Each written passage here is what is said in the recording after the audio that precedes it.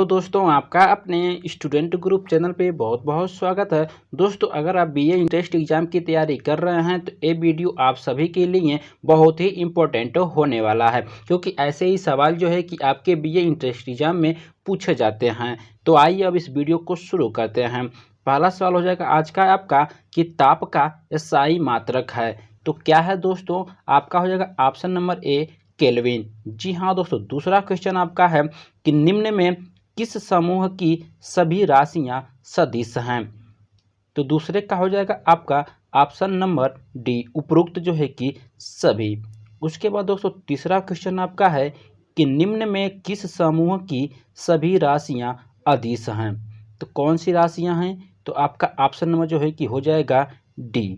ठीक है दोस्तों, यहाँ पे देखिएगा दिया हुआ है कि अच्छे से पढ़िएगा, निम्न में किस समूह की सभी राशियां सदिश हैं, और यहाँ पे जो है कि अदिश पूछा हुआ है। ठीक है, इसको जो है कि आप क्वेश्चन को अच्छे से पढ़िएगा और चारों विकल्पों को भी अच्छे से देखिएगा। ठीक है दोस्तों।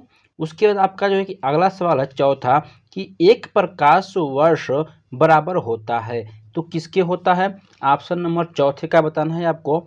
तो चौथे का भी जो है कि आपका ऑप्शन नंबर डी सही होगा, ए एवं बी। ठीक है दोस्तों। उसके बाद आपका अगला सवाल है कि जड़त्व का गुण पूछ रहा है।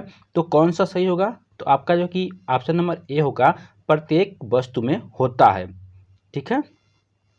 उसके बाद आपका पूछ रहा है कार्य का SI मात्रक क्या होता है। कार्य का, तो छठे का हो जाएगा जूल। ठीक है। वीडियो में पूछे गए क्वेश्चन का आंसर अगर आपको पहले से पता होगा तो उसका आंसर जो है कि आप हमें नीचे कमेंट कर सकते हैं। ठीक है। सातवां देखिए कि निम्न में कौन सा युग्म सुमेलित नहीं है। सातवां यानी कि मिलान नहीं हो पा रहा, उसका पूछ रहा है, सुमेलित नहीं है सातवें का। तो आपका जो है कि ऑप्शन नंबर यहाँ पे डी सही हो जाएगा। ठीक है दोस्तों, ये लोग सभी जो है कि सुमेलित है, लेकिन यही जो है कि सुमेलित नहीं है, ऑप्शन नंबर डी। ठीक है। आठवां देखिए कि एक अश्व शक्ति बराबर होता है। तो किसके होता है, तो आपका जो है कि ऑप्शन नंबर बी सही होगा, 746 वाट के। नौवां सवाल देखिए कि न्यूटन के किस गति नियम से बल का व्यंजक प्राप्त होता है। नौवां, तो नौवें का आपका हो जाएगा द्वितीय। 10वां सवाल है कि पृथ्वी की सतह से ऊपर जाने पर दाब घटता है कि बढ़ता है कि परिवर्तन होता है कि उपरोक्त सभी, क्या होता है, तो घटता है। ठीक है। अगला सवाल देखिए 11 नंबर कि प्रेशर कुकर में खाना जल्दी पकता है क्यों। तो क्यों पकता है दोस्तों, तो इसका आपका आंसर होगा पहला, प्रेशर कुकर के अंदर दाब बनने से पानी की जो है क्वथनांक बढ़ जाता है, इसलिए जो है खाना जल्दी बन जाता है, यानी कि पक जाता है। अगला देखिए कि पृथ्वी के तल का पलायन वेग पूछ रहा है ब्राह्मण का। तो ब्राह्मण का हो जाएगा 11.2 किलोमीटर प्रति सेकेंड। ठीक है। उसके बाद आपका अगला सवाल है कि पानी के बूंदों के गोल होने का कारण, पानी की जो बूंदें होती हैं वो गोल दिखती हैं, इसका कारण क्या है 13वें का। तो आपका जो है कि ऑप्शन नंबर डी बी सही होगा, पृष्ठ तनाव। ठीक है। 14 नंबर देखिए कि झूला झूलती हुई किसी लड़की की बगल में कोई दूसरा लड़की आकर के बैठ जाए तो आवर्तक काल क्या होगा। तो क्या होगा 15वें 14वें का आपको बताना है। तो आपका जो है कि ऑप्शन नंबर सी सही होगा, अपरिवर्तित रहेगा। ठीक है दोस्तों। उसके बाद आपका अगला सवाल आता है नंबर 15 कि गर्मियों में लोलक की लंबाई बढ़ जाने पर उसका आवर्तन काल क्या होगा 15वें का। तो क्या होगा, तो उसका जो है कि लोलकार अवताकार बढ़ जाएगा। 16वां देखिए कि ध्वनि तरंग है तो क्या है, तो अनुदैर्ध्य।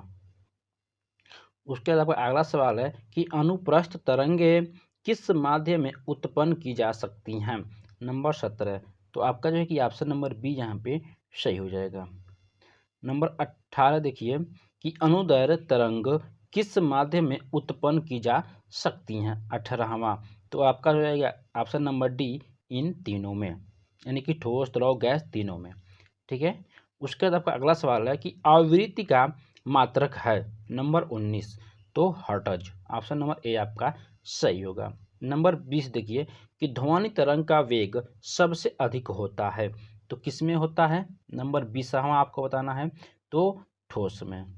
नंबर 21 देखिए कि पराश्रव्य तरंगे वे हैं जिनकी आवृत्ति परिसर, तो क्या होगा नंबर 21 का? तो हो जाएगा 20,000 हर्ट्ज से अधिक।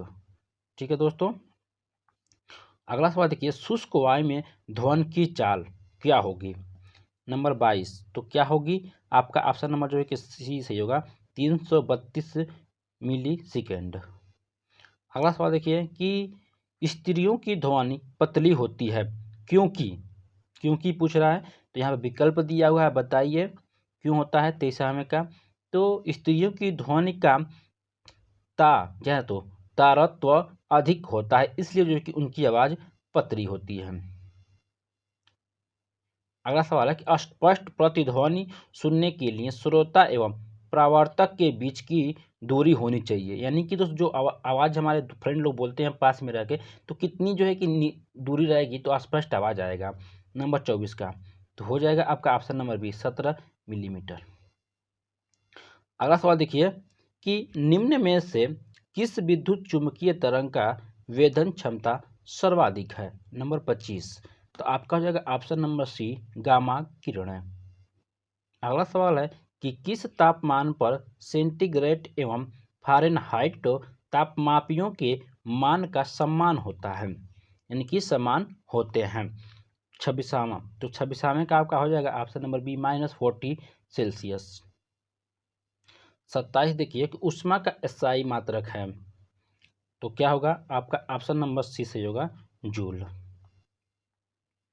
अगला सवाल है 28 नंबर, मानव शरीर का ताप होता है, तो कितना होता है दोस्तों मानव शरीर का ताप? नंबर 28, तो आपका जो है कि ऑप्शन नंबर डी सही होगा, 98.6 फ़ारेनहाइट और 99.6। ठीक है, ऑप्शन नंबर आपका डी वाला सही हो जाएगा। ठीक है, उसके बाद यहाँ पे ए और बी दिया हुआ है। ठीक है, ए और बी आपका होगा, ध्यान दीजिएगा अच्छे से आप लोग, ए और बी। ठीक है, उसके बाद आपका अगला सवाल होगा कि किस ताप पर पानी का आयतन न्यूनतम एवं घनत्व अधिक होता है? नंबर 29, तो आपका ऑप्शन नंबर ए सही होगा, 4। उसके बाद आपका अगला सवाल है कि निम्न में से किस पदार्थ की विशिष्ट ऊष्मा सबसे अधिक है? तो 4 डिग्री सेल्सियस आपने इसको देखा है ना। उसके बाद 30वां का बताइए आप, तो 30वें का जो है कि ऑप्शन नंबर आपका सी सही होगा, पानी। 31 नंबर है कि न्यूनतम संभव ताप है, तो कौन होगा नंबर 31 का? तो ऑप्शन नंबर आपका बी सही होगा, -7 to 73 डिग्री सेल्सियस। अगला सवाल आपका है कि ठोस में ऊष्मा का संचरण मुख्यतः किस विधि से होता है? तो कौन सा होगा? ऑप्शन नंबर आपका सी सही होगा, चालन। उसके बाद आपका अगला सवाल है कि उबलते जल की अपेक्षा भाप से जलने पर अधिक कष्ट होता है क्योंकि जल की उपेक्षा भाप की गुप्त ऊष्मा क्या होती है? तो गुप्त ऊष्मा जो है कि अधिक होती है, इसलिए जो है कि जो भाप से हाथ जलता है वो जल्दी जो कि जल जाता है हाथ। ठीक है, अगला सवाल है कि सूर्य से पृथ्वी पर ऊष्मा का संचरण किस विधि के द्वारा होता है? नंबर 34, तो विकिरण के द्वारा। प्रकाश है, प्रकाश क्या है दोस्तों? तो प्रकाश क्या है? ऑप्शन नंबर सी विद्युत चुम्बकीय तरंग है एक। ठीक है, नंबर 35 बताइए, ए और सी आपका सही होगा, अनुप्रस्थ और तरंग एंड सी वाला। ठीक है, दोनों सही होगा। 36 नंबर देख लीजिए, किस माध्यम में प्रकाश की चाल सर्वाधिक होती है? 36 का, तो निर्वात में। अगला सवाल देखिए कि निर्वात में प्रकाश की चाल होती है यानी कि सीधी, तो क्या चाल होगी? नंबर 37 का ऑप्शन नंबर आपका जो है कि सी सही हो जाएगा। ठीक है, उसके बाद आपका अगला सवाल है कि किस रंग के प्रकाश का परिकिरण सबसे अधिक होता है? तो ऑप्शन नंबर आपका डी सही होगा, बैगनी। उसके बाद आपका अगला सवाल आ जाता है दोस्तों कि किस रंग के प्रकाश का अपवर्तनांक सबसे अधिक होता है? नंबर 39 आपको बताना है, तो 39 आने का जो है कि ऑप्शन नंबर आपका ए सही होगा, बैगनी। 41वां देखिए कि आकाश का रंग नीला क्यों दिखाई देता है। तो क्यों दिखाई देता है दोस्तों, आपका ऑप्शन नंबर बी सही होगा, प्रकाश के प्रकीर्णन के कारण। ठीक है, उसके बाद आपका अगला सवाल बन जाता है दोस्तों 41 नंबर कि पूर्ण आंतरिक परावर्तन का उदाहरण है। तो क्या है, आपका ऑप्शन नंबर जो है कि डी सही होगा, उपरोक्त सभी। ठीक है, आप लोग क्वेश्चन भी पढ़िएगा अच्छे से और विकल्प भी चारों देखना है आपको। ठीक है, नंबर 42 देख लीजिए कि वाहनों की हेडलाइट में किस दर्पण का उपयोग किया जाता है। तो किसका किया जाता है दोस्तों, नंबर 42 का, तो अवतल दर्पण का। ठीक है, उसके बाद आपका अगला सवाल है कि वाहनों में पीछे का दृश्य देखने के लिए चालक की सीट के पास किस दर्पण का प्रयोग किया जाता है। नंबर 43, तो उत्तल दर्पण का। अगला सवाल आपका 44, आकाश में तारे टिमटिमाते क्यों दिखते हैं। तो क्यों दिखते हैं दोस्तों, तो प्रकाश के अपवर्तनांक के कारण। अगला सवाल है कि सूर्य से प्राप्त रंगों में किस रंग का विक्षेपण सर्वाधिक होता है। नंबर 45, तो ऑप्शन नंबर आपका डी सही होगा, बैगनी। अगला सवाल आपका बन जाता है नंबर 46 कि प्राथमिक रंग किसे कहा जाता है। नंबर 46, तो किसे कहा जाता है, इन तीनों को, यानी कि लाल, हरा और नीला, यानी कि इन तीनों को। अगला सवाल है कि मनुष्य की आंखों में किसी वस्तु का प्रतिबिंब निम्न में से किस जो है कि भाग पर बनता है। नंबर 47, तो किसे बनता है, रेटिना पे। अगला सवाल आपका है कि दूर दृष्टि दोष दूर करने के लिए किस लेंस का प्रयोग किया जाता है। तो किसका किया जाता है दोस्तों, नंबर 49 आपको बताना है, तो उत्तल दर्पण का उपयोग किया जाता है। उसके बाद दोस्तों अगली अपडेट है, यानी कि अगला क्वेश्चन आपका है कि सामान्य आंख के लिए स्पष्ट दृष्टि की न्यूनतम दूरी कितनी होती है। नंबर 50 इस वीडियो का लास्ट क्वेश्चन है, तो आपका जो है कि ऑप्शन नंबर डी सही होगा, 25 सेंटीमीटर।